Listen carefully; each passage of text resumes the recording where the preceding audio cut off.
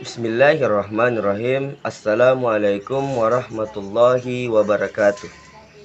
Alhamdulillahirabbil alamin. Wassalatu wassalamu ala asrafil anbiya'i wal mursalin Sayyidina Muhammad wa ala alihi wa ashabihi ajma'in, amma ba'd. Qala Allah ta'ala fi kitabihil karim wa huwa asdaqul qaimin. A'udzu billahi minasyaitonir rajim. Bismillahirrahmanirrahim. La in syakartum la azidannakum wa la in kafartum inna azabi lasyadid. Pada ayat yang saya bacakan tadi, ayat ini sudah sangat familiar atau sudah sangat sering dibacakan seorang khatib dalam menjelaskan sebuah syukur, yaitu la in syakartum la azidannakum.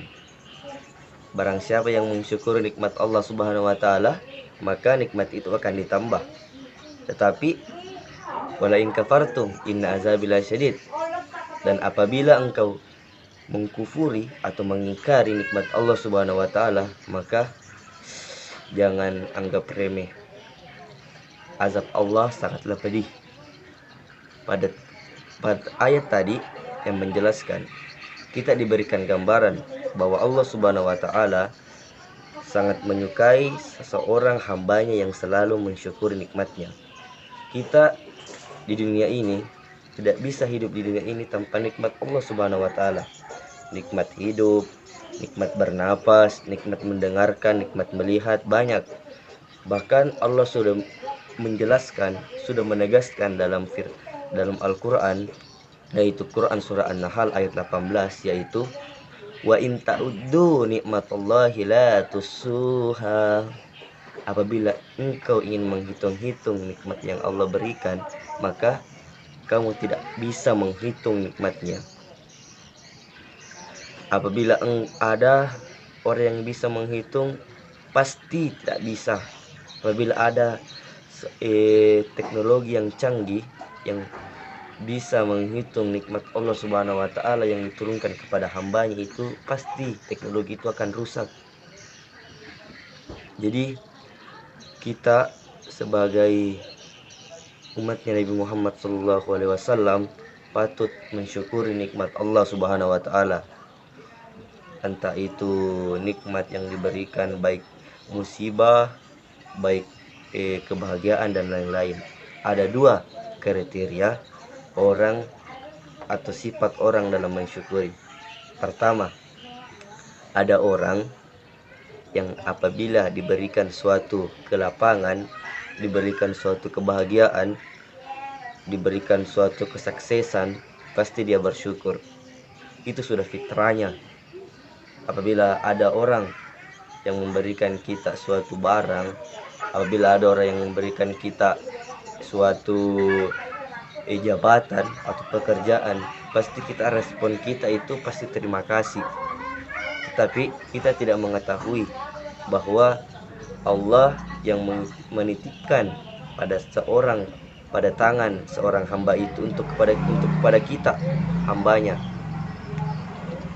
Jadi, dan yang kedua itu, ada orang yang diberikan suatu nikmat, dia bersyukur, tetapi apabila diberikan suatu musibah, dia juga bersyukur. Dalam dua kriteria ini, dalam kriteria orang bersyukur, yang paling menonjol adalah kriteria yang kedua. Dia mensyukuri nikmat Allah Subhanahu wa taala apabila dia diberikan kebahagiaan, dan apabila dia ditimpa musibah, dia pun juga bersyukur. Jadi yang kedua itu yang sangat dicintai oleh Allah Subhanahu wa taala dan pahalanya besar. Tetapi kita sebagai umat Islam, umatnya Nabi Muhammad SAW, masih kurang mensyukuri nikmat Allah Subhanahu wa taala. Mengapa?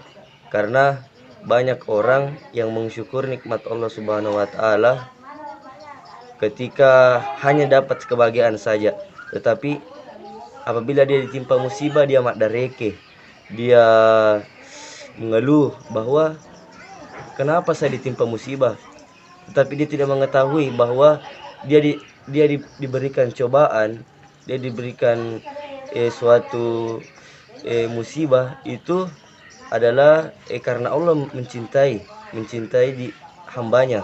Karena dalam suatu hadis dari Ibnu Majah, bagaimana Allah Subhanahu wa taala mencintai seorang hambanya dengan cara mengirimkan suatu musibah atau cobaan. Apakah dia bersabar dalam cobaan itu atau tidak? Jadi itulah tadi ceramah singkat saya. Mudah-mudahan bisa bermanfaat bagi kita semua, khususnya pada diri saya sendiri. Saya tutup ceramah saya.